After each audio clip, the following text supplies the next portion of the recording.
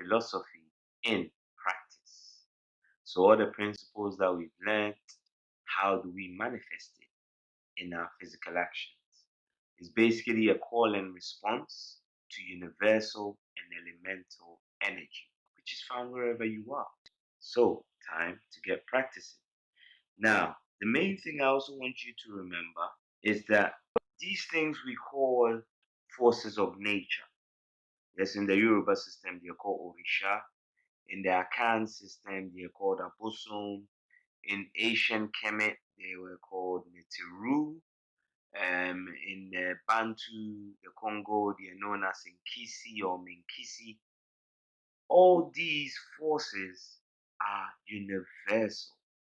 So don't assume that just because you haven't been initiated or you're not living on the continent of Africa, this means you cannot summon their assistance. Yes? Because when you even go on a deeper level, what you come to find is that these forces are themselves already present within you.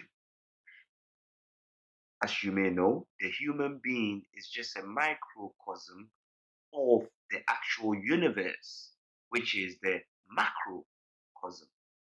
Yeah? So it's no surprise that you only need to shut your eyes for you to see space, because what you think is space out there is already in that little tiny space that you think is your head.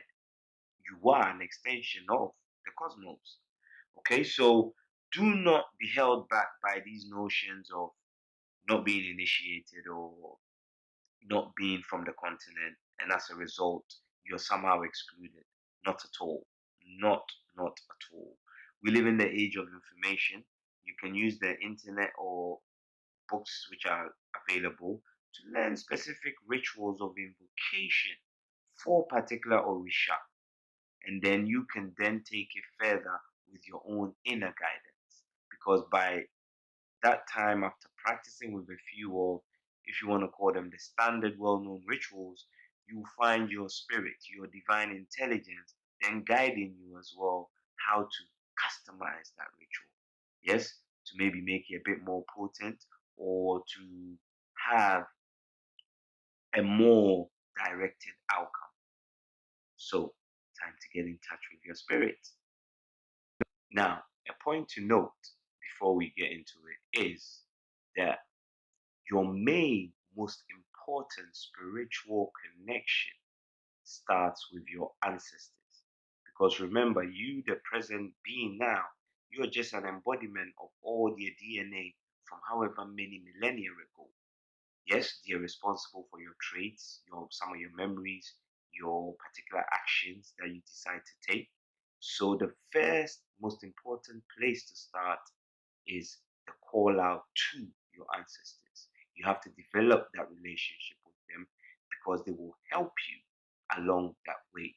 Remember, they might not be here in the physical, but their essence, their spirit, still around. It might be the very air that you're breathing. And as you breathe it in, you might take in their guidance.